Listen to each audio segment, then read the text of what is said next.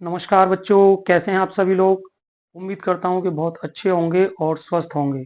आप सभी बच्चों के एग्जाम 7 मार्च को खत्म हो चुके हैं और अब सभी क्लास 10th के बच्चे अब इस समस्या से जूझ रहे हैं कि भाई अब कौन सी स्ट्रीम ली जाए। ठीक है, तो इसी स्ट्रेटजी के साथ इसी प्रॉब्लम को सॉर्ट आउट करने के लिए मैंने ये एक वीडियो आप लोगों के लिए बनाया है।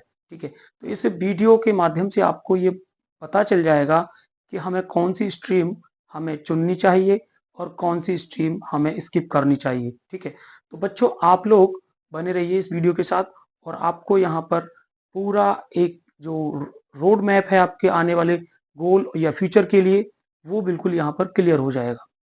ठीक है बच्चों, तो अब बात करें कि क्लास 10 के एग्जाम तो आपके ओवर हो चुके हैं। अब नेक्स्ट क्या। ठीक है, तो ये बात आती है कि बच्चों नेक्स्ट क्या। अब हम नेक्स्ट क्या करें कि ठीक है, क्योंकि क्लास 10 के एग्जाम देने से ही काम नहीं चल जाएगा। नेक्स्ट हमें सोचना पड़ेगा, हमें अपनी 2 साल के लिए रणनीति बनानी होगी और उसके बाद ही आगे वर्क करना होगा। ठीक है, तो उसके लिए हम सभी लोगों की उम्मीदें होती हैं कि भाई हमें साइंस चूज करना है, कॉमर्स लेना है या ह्यूमैनिटी या आर्ट्स में जाना है। ठीक है, तो ये सारी चीजें हमारे दिमाग में चल रही होती हैं इस समय जब क्लास 10th के एग्जाम ओवर हो जाते हैं, क्योंकि कहीं ना कहीं पेरेंट्स भी हमारे लिए परेशान होते हैं और बहुत सारी प्रॉब्लम्स हमारे सामने क्रिएट हो जाती हैं आफ्टर क्लास 10th एग्जाम। ठीक है, तो ये बच्चों आप ही के लिए ये वीडियो बनाया गया है कि ताकि आपको किसी भी तरह की कोई प्रॉब्लम या कंफ्यूजन में आप लोग ना रहें। ठीक है, तो इसी चीज को देखते हुए बच्चों जो आपके लिए मोस्ट इंपॉर्टेंट थिंग होती है इस समय आफ्टर क्लास 10th एग्जाम जब ओवर होते हैं, तो उसके बाद स्ट्रीम सिलेक्शन का सबसे मेन इंपॉर्टेंट रोल होता है। ठीक है, तो इसी इंपॉर्टेंट रोल को हम यहाँ पर कैटेगरी वाइज या स्ट्रीम वाइज हम आपको एक्सप्लेन करेंगे। तो मैं उम्मीद करता हूँ कि आपको ये सारी चीजें क्लियर हो जाएंगी आज और आप यहाँ कुछ सीख कर समझ कर और अपनी जो स्ट्रेटजी है, अपना गोल है, उसी के अकॉर्डिंग अपनी स्ट्रीम को चुनेंगे। ठीक है, तो सबसे पहले अगर हम बात करें बच्चों, तो साइंस सबसे मोस्ट इंपॉर्टेंट और फेवरेट सब्जेक्ट सभी लोगों का रहता है। ठीक है, अब फेवरेट सब्जेक्ट तो है, लेकिन फेवरेट के साथ साथ हमारा उस सब्जेक्ट में इंटरेस्ट कितना है। ठीक है, इंटरेस्ट के साथ, क्योंकि मोस्टली क्या होता है कि बच्चे दूसरे बच्चों को देखते हुए साइंस लेना चाहते हैं। ठीक है, क्योंकि भाई मेरा फ्रेंड सब्जेक्ट चूज कर रहा है, साइंस स्ट्रीम ले रहा है, तो मैं भी उसके साथ जाऊंगा। ठीक है, और मोस्टली पेरेंट्स का भी यही रहता है कि भाई तेरे फला फला स्टूडेंट ने या साथी ने तो साइंस लिया है, तुम कॉमर्स क्यों ले रहे हो, ह्यूमैनिटी क्यों ले रहे हो, तुम भी साइंस लो। ठीक है, और साइंस लेकर के डॉक्टर इंजीनियर बनिए। ठीक है, मोस्ट यही होता है। ठीक है, लेकिन बच्चों ऐसा नहीं करना है आपको।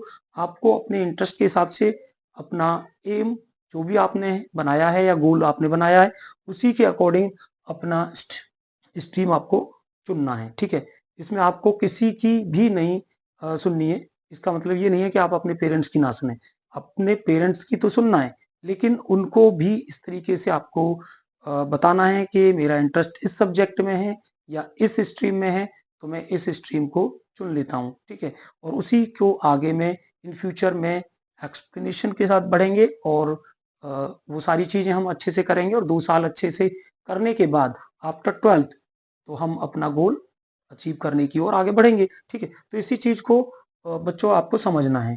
तो सबसे पहले साइंस, तो साइंस में ये रहेगा बच्चों कि पीसीएम आपका सबसे ज्यादा फेवरेबल सब्जेक्ट्स या स्ट्रीम रहता है, और इसके बाद पीसीबी, यानी साइंस के अंदर ही आपका आएगा पीसीएम एंड पीसीबी। और इसके अंदर जो आपका पीसीएम है, पीसीएम के अंदर जो सब्जेक्ट्स आपके रहने वाले हैं वो फिजिक्स, केमिस्ट्री, मैथमेटिक्स। ठीक है, जो कि पीसीएम अगर लेते हैं आप तो मैथमेटिक्स लेना होगा, और अगर आप बायोलॉजी स्ट्रीम को चुन रहे हैं, इस स्ट्रीम को चुन रहे हैं, तो आपको बायोलॉजी यहाँ पर लेनी होगी। इसके बाद इंग्लिश हमारे इस सब्जेक्ट के अंदर एक मेन सब्जेक्ट का रोल प्ले करता है। ठीक है, उसके बाद कुछ ऑप्शनल सब्जेक्ट्स भी होते हैं। ठीक है, जैसे फिजिकल एजुकेशन है, या पेंटिंग हो सकता है, या कंप्यूटर साइंस हो सकता है आपका। ठीक है, तो वो अलग अलग, या आईटी हो सकता है, इस तरीके के सब्जेक्ट्स यहाँ पर होते हैं। ठीक है, साइंस के अंदर। और यहाँ पर बच्चों देखा जाए तो कैरियर ऑप्शंस जो रहते हैं आपके लिए, उनमें सबसे जो फेवरेबल जो सब्जेक्ट्स होते हैं मोस्टली इंजीनियर या डॉक्टर बनने के लिए, तो उसमें अगर आपको इंजीनियर बनना है तो इंजीनियर बनने के लिए आपको JEE का एग्जाम क्रैक करना होता है, और उसके बाद आप बीटेक करते हैं और आगे इन फ्यूचर आप एमटेक भी कर सकते हैं। ठीक है, इसके बाद डॉक्टर बनने के लिए आपको MBBS डॉक्टर बनना है, तो उसके लिए आपको नीट क्वालिफाई करना होता है। ठीक है, उसमें आपकी अच्छी रैंक होती है तो आपको गवर्नमेंट कॉलेज भी मिल सकता है। ठीक है, और यहाँ पर बच्चों नेक्स्ट आता है आपका साइंटिस्ट, आप साइंटिस्ट भी बन सकते हैं। ठीक है, और यहाँ पर एक ऑप्शन रहता है आपका पायलट का, तो पायलट भी आप बन सकते हो। इसके बाद नेक्स्ट जो हमारा स्ट्रीम है वो है कॉमर्स। कॉमर्स में बच्चों ये आपके कोर सब्जेक्ट्स होते हैं, जैसे कि अकाउंटेंसी, ठीक है, और इसके बाद बिजनेस स्टडी और इकोनॉमिक्स एंड मैथमेटिक्स। तो यहाँ पर बच्चे मोस्टली कॉमर्स के साथ मैथमेटिक्स लेना पसंद करते हैं, क्योंकि उनके लिए कैरियर अपॉर्चुनिटी और ज़्यादा खुल जाती है। इसके बाद इंफॉर्मेटिक्स एंड प्रैक्टिसेस यहाँ पर एक और सब्जेक्ट रहता है आपका, वो भी आप चुन सकते हैं। ठीक है, इसके बाद यहाँ बच्चों देखा जाए तो कॉमर्स के अंदर कैरियर ऑप्शंस की जो स्टार्टिंग है वो चार्टर्ड अकाउंटेंट से होती है, क्योंकि जिसको हम CA बोलते हैं, और ये सबका फेवरेबल होता है। अगर आपने कॉमर्स लिया है तो मोस्टली बच्चे चार्टर्ड अकाउंटेंट ही बनना चाहते हैं। ठीक है, इसके बाद नेक्स्ट आप कंपनी सेक्रेटरी बन सकते हैं, जिसको शॉर्ट में CS कहते हैं, और यहाँ पर नेक्स्ट आप बिजनेसमैन बन सकते हैं। ठीक है, अपना कोई बिजनेस है तो उसको आप आगे बढ़ा सकते हैं। इसके बाद बैंक में आप जॉब कर सकते हैं, बैंकर बन सकते हैं। ठीक है, बहुत सारी अच्छी अच्छी पोस्ट होती हैं बैंक के अंदर, तो वहां पर आप अपॉइंट हो सकते हैं। नेक्स्ट आपका MBA होता है, जिसको हम मास्टर ऑफ बिजनेस एप्लीकेशन बोलते हैं, तो ये भी आप कर सकते हैं, और इसके करने के बाद आप अच्छी किसी कंपनी के अंदर जॉब कर सकते हैं, एक मैनेजर, एक MD, या कह सकते हैं कि आप यहाँ पर जनरल मैनेजर की पोस्ट संभाल सकते हैं। ठीक है, तो नेक्स्ट बच्चों आपका जो स्ट्रीम है वो है ह्यूमैनिटी। ठीक है, ह्यूमैनिटी या आर्ट, यहाँ पर आपके जो सब्जेक्ट्स रहते हैं उसमें आपका सोशियोलॉजी एंड साइकोलॉजी और हिस्ट्री, एंड यहाँ पर आपका पॉलिटिकल साइंस, मैंने ये शॉर्ट में लिख दिया है, और नेक्स्ट आपका ज्योग्राफी। ठीक है, तो ये सब्जेक्ट आपके ह्यूमैनिटी या आर्ट के अंदर रहते हैं, और यहाँ भी बच्चों कैरियर ऑप्शंस आपके लिए बहुत बेहतर हैं। ठीक है, आप यहाँ से लॉयर बन सकते हैं। ठीक है, सिविल सर्विसेज में आप जा सकते हैं, IAS कर सकते हैं, PCS कर सकते हैं, और टीचर या प्रोफेसर भी आप बन सकते हैं। नेक्स्ट यहाँ पर आप जर्नलिस्ट बनकर बहुत अच्छी अर्निंग कर सकते हैं, क्योंकि आज के टाइम में जर्नलिस्ट भी अच्छा खासा पैकेज लेते हैं।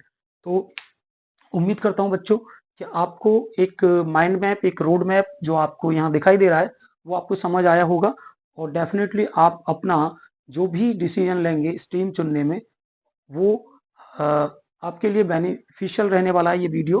तो आप इस वीडियो को बहुत अच्छे से देखकर अपनी स्ट्रीम को चुनिएगा, और क्योंकि फ्यूचर में आपको 2 साल, आपको अभी 10th के बाद 2 साल आपको देने हैं, और 2 साल में आप उसी तरीके से अपने सब्जेक्ट को चुनिए कि जिसमें आपका इंटरेस्ट हो, आपका जो गोल हो उसके अकॉर्डिंग ही आपको अपना सब्जेक्ट चुनना है।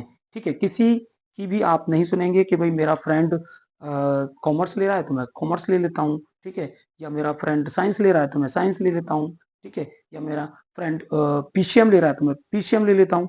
बट आपको ऐसा नहीं करना है। ठीक है, आप अपने इंटरेस्ट के हिसाब से सब्जेक्ट और अपनी स्ट्रीम को चुनिए। ठीक है, इसके बाद ही आपको अपना रिजल्ट जो देखने को मिलेगा वो 2 साल में आपको रिजल्ट मिल जाएगा। ठीक है, जब आप अपने इंटरेस्ट के साथ सब्जेक्ट को लोगे बच्चों, तो डेफिनेटली आपको पढ़ने में भी एक मजा आएगा, और आप उस 2 साल के जो पीरियड को बहुत अच्छे से बिताएंगे, और after class 12 you will get the success. ठीक है, आप जो भी अचीव करना चाहते हैं, जो भी आपका गोल है, जो भी आपका मेन एम है, वो आप अच्छे से प्राप्त कर सकते हो। ठीक है, तो आई होप आपको ये वीडियो पसंद आया होगा, तो इसीलिए आप हमारे चैनल को लाइक और सब्सक्राइब कर सकते हैं। Thank you for watching.